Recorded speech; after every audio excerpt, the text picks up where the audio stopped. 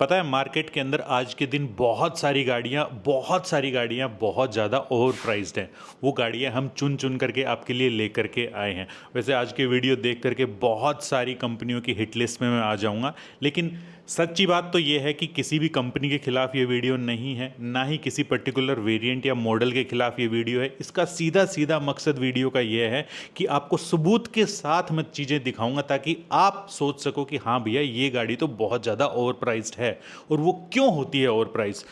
कंपनियां क्या कहती हैं? कंपनियां कहती हैं कि भैया रॉ मटेरियल बहुत ज़्यादा महंगा हो गया, बहुत ज़्यादा महंगाई होगी, और इन चीज़ों का बहाना लेकर के वो इतना बड़ा वाला काटती है ना, आपका इतना बड़ा बेवकूफ़ बनाती हैं। सबूत के साथ मैं आपको दिखाने वाला हूँ। सबूत के तौर पर देखिए, जैसे कि थार 3 डोर जो है वो लॉन्च किस प्राइस के अंदर हुई थी, 4x4 की मैं बात कर रहा हूँ, आप चौंक जाओगे। वो हुई थी 9.80 के अंदर।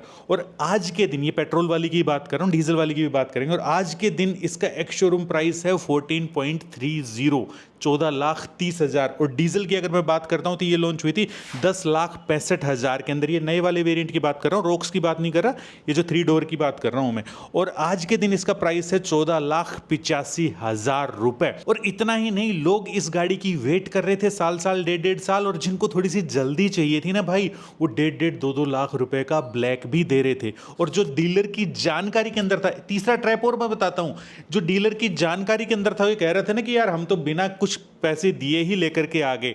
अब ये डीलर का कमाल देखिए, कोई भी वेरिएंट को वो एक्सेसरीज लगा करके खड़ी कर देते थे। मुश्किल से उसकी कीमत 30-40 हज़ार रुपए होगी एक्सेसरीज की, लेकिन आपको कितना पैसा देना पड़ता था उस एक्सेसरीज का?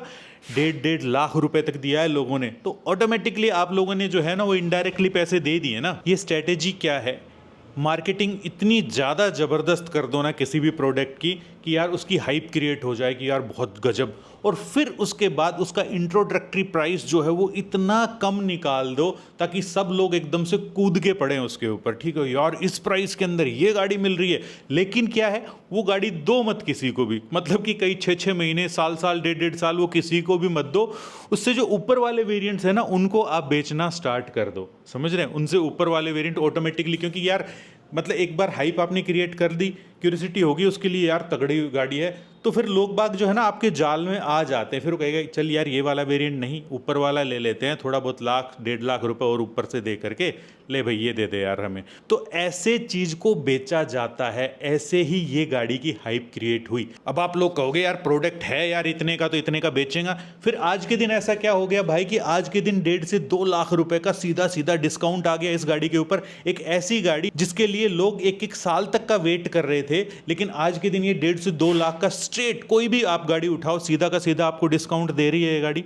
तो ये एक बहुत ही सक्सेसफुल जो है ना वो मार्केटिंग के साथ में लॉन्च करी गई गाड़ी थी, जो कि बहुत ज़्यादा सक्सेसफुल रही। और सक्सेसफुल जो है वो क्यों रही? क्योंकि इसको बहुत सारे ग्राहकों ने खरीदा, बहुत तगड़ी ओवर हाइप के साथ इसको खरीदा। समझ रहे हैं? तो इन चीज़ों से बचिए, क्योंकि गाड़ी की एक्चुअल ये वैल्यू ये थी जिस प्राइस के ऊपर ये लॉन्च हुई थी। इसमें इन्होंने डीलर को भी मुनाफा दिया, साथ में कंपनी ने भी मुनाफा कमाया, और तीसरी सबसे तगड़े टैक्सेस वगैरह भी लगे। उसके बाद भी ये गाड़ी जो है ना, उसके बाद ये देखिए कि किस प्राइस के अंदर ये चली गई। ये तो थी थार नामक एक सक्सेसफुल प्रोडक्ट की मार्केटिंग स्ट्रेटेजीज के साथ में उसकी सक्सेसफुल मतलब की स्टोरी। लेकिन ठीक इसके उल्टा भी होता है। कैसे होता है? देखिए, मारुति ने भी जिम्नी की बहुत जबरदस्त हाइप क्रिएट करी, बहुत तगड़ी मार्केटिंग करी, और इससे हुआ क्या कि खुद मारुति इतना ज्यादा ओवर कॉन्फिडेंस के अंदर आ गया कि इसका प्राइस तो इतना होना चाहिए। बहुत ही जबरदस्त रॉन्ग जो है ना प्राइस मारुति ने इनफैक्ट मतलब की लॉन्च करी। इस मैं आपको प्राइस बताता हूं। अगर मैं बेस वेरिएंट की बात करूं तो 12,74 का लॉन्च हुआ था, और टॉप वेरिएंट जो है वो 15,05,000 का लॉन्च करा। लोगों ने ये उम्मीद नहीं करी थी, हमने भी बुक करवाई थी लेकिन कैंसिल कर दी प्राइस को देखते ही। ऐसे बहुत सारे लोगों ने कैंसिल करी धड़ल्ले के साथ में। अब जाकर के उसका एक्चुअल प्राइस आया, समझ रहे कि करीबन करीबन 2.5-3 लाख का। मैंने खुद 3.5 लाख रुपए का डिस्काउंट उठाया, वो भी base variant, Zeta variant automatic के अंदर। समझ रहे हैं आप?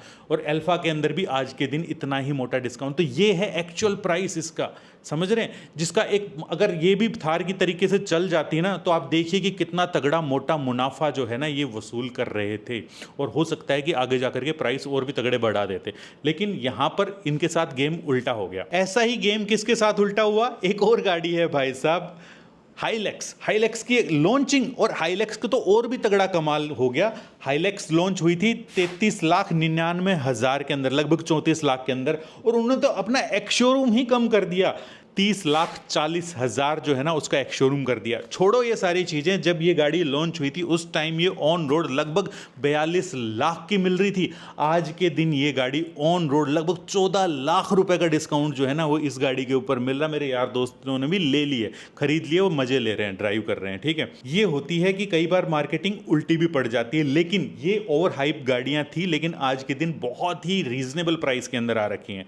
तो कहने का मतलब ये है मेरे भाई कि किसी भी प्रोडक्ट के पीछे इतने वो मत पुश करो कि कंपनी को ये लगे कि यार ये इतने प्राइस के ऊपर भी हमने अगर निकाली ना इस गाड़ी को तो ये तो बिकने वाली है गजब की। और अगर गलती से वो चल निकलती है या तो वो अपने एक्चुअल प्राइस से बहुत ज़्यादा कीमत जो है ना वो वसूल करते हैं, और एक आम जनता, आम लोग, एक आम कस्टमर जो है ना वो सफ़र करता है उस चीज़ के लिए। कुछ एक और गाड़ियाँ भी मैं आपको बताने वाला हूँ इसके अंदर की, ये गाड़ियाँ जो है आप ट्राई करो कि या तो मतलब कि बिना किसी ब्लैक दिए, या ये आज के दिन जो है वो थोड़ी सी और प्राइस गाड़ियाँ मैं आपको बता रहा हूँ। जैसे कि सबसे जो है फेमस गाड़ी जो है वो आपको पता ही कौन सी होगी, इसके अंदर फॉर्च्यूनर है भाई। फॉर्च्यूनर जैसी गाड़ी मतलब कि 60-62 GR स्पोर्ट अगर मैं बात करता हूँ 60-62 लाख ऑन रोड पहुँच रही है यार ये गाड़ी, ऑन रोड। और ज़रा दिमाग लगाओ, ज़रा सोच करके देखो कि हाइलेक्स जैसी गाड़ी भी सेम ही इंजन के साथ में आती है सारी चीज़ें, ठीक है, वैसी फील उसके अंदर भी आती है। वो गाड़ी आपको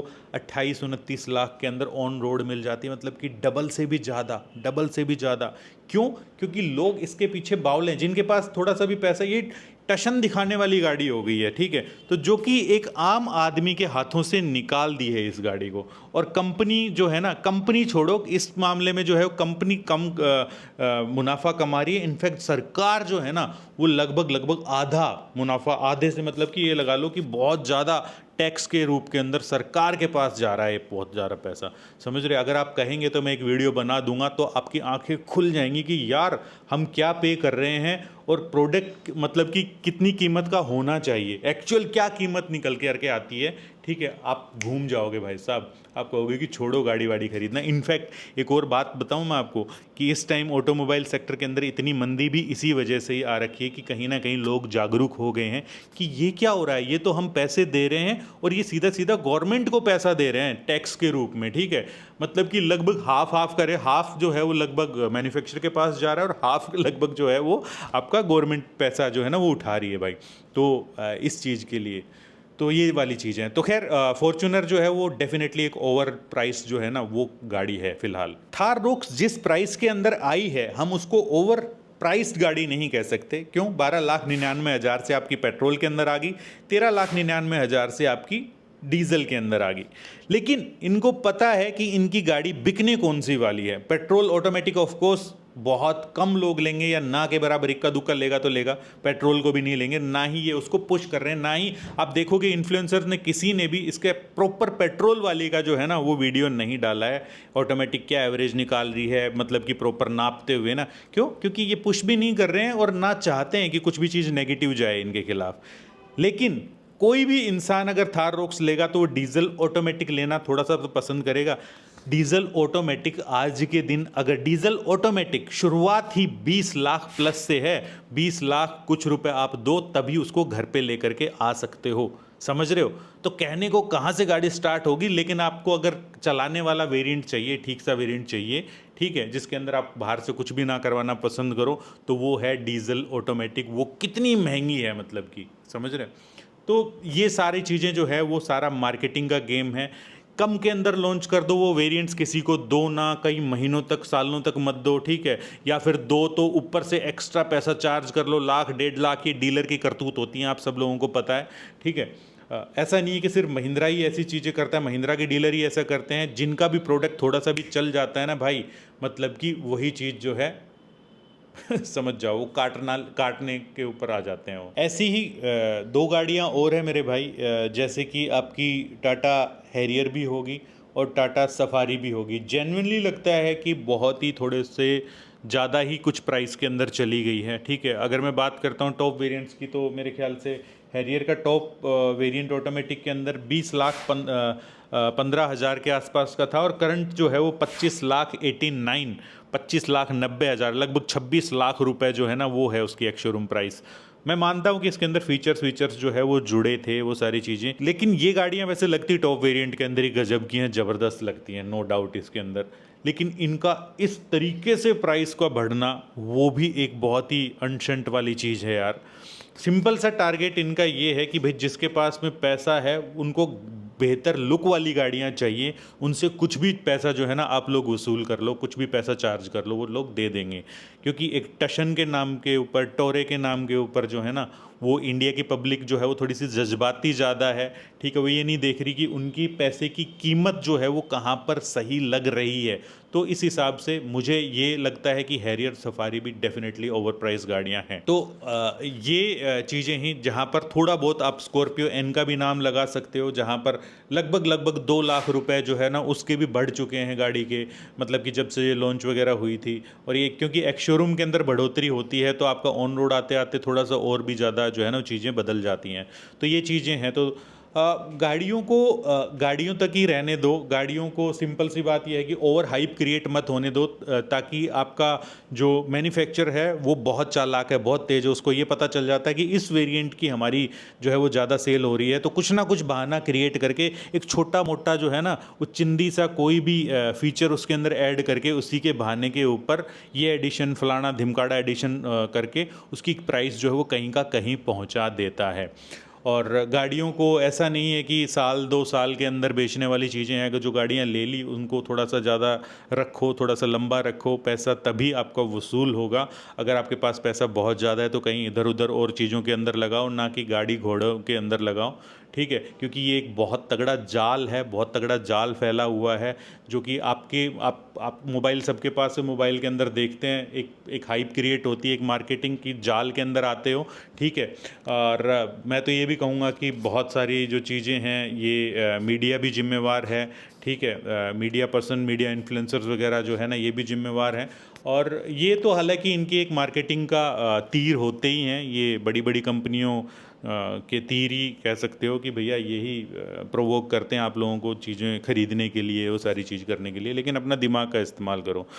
मुझे नहीं पता कि ये एक वीडियो ऐसा था कि जो आपको एक मार्केटिंग स्ट्रेटेजी, एक हाइप की स्ट्रेटेजी समझाते हुए किसी भी कंपनी की वो दिखाया जाए कि कौन सी गाड़ियाँ थोड़ी ओवर हाइप्ड हैं। अब आप खुद के हिसाब से कैलकुलेट भी कर सकते हो उस गाड़ी को, ठीक है, कि हाँ भी ये फीचर मेरे चीज़ें चाहिए, ये चीज़ें नहीं चाहिए मेरे को, सिंपल सी बात है, इसके इतने पैसे होने चाहिए, ठीक है। तू दे दे भाई, तू नहीं दे रहा तो मैं किसी और से ले लेता हूँ, बात खत्म, ठीक है। तो ये था आज का वीडियो। उम्मीद करता हूँ कि एक लॉजिक समझाने की कोशिश करी थी, लॉजिक आपको समझ में आया होगा, ठीक है। ये किसी पर्टिकुलर विशेष ब्रांड या किसी उसके खिलाफ नहीं था, मॉडल के खिलाफ नहीं था। इसमें लगभग सभी ही आ चुके हैं मैन्युफैक्चरर्स वगैरह, ठीक है। तो उम्मीद है आपको पसंद आया होगा। ऐसे ही वीडियो के आगे भी हम लोग बनाएंगे। और अगर इसी मैसेज के साथ कि 4 व्हीलर चलाते तो सीट बेल्ट जरूर डालिएगा, 2 व्हीलर अगर चलाते हैं तो हेलमेट ज़रूर पहनिएगा। और एक और चीज़ मैं आपको बता दूं कि हाँ, ये चीज़ ज़रूर है कि हम इन चीज़ों को भी ध्यान में रखते हुए आप लोगों को गाड़ी सजेस्ट करते हैं। जब आप कोई नई गाड़ी खरीदने के लिए जाओ तो हमारे साथ में सलाह मशवरा कर लो, वो एक सच में अक्लमंदी भरा जो है ना वो काम होगा आपका। नीचे डिस्क्रिप्शन के अंदर मैंने लिंक छोड़ दिया है, वहाँ पर जाकर के सवाल पूछिए, 24 घंटे के अंदर अंदर आपको वहाँ पर जवाब दिया जाएगा। कोई भी एक बड़ी इन्वेस्टमेंट या छोटी भी इन्वेस्टमेंट हो यार, कहीं पे भी करने से पहले एक बार सलाह मशवरा करना समझदारी होती है, ठीक है। मिलते हैं ऐसे किसी नेक्स्ट वीडियो के अंदर। जय हिंद, जय भारत।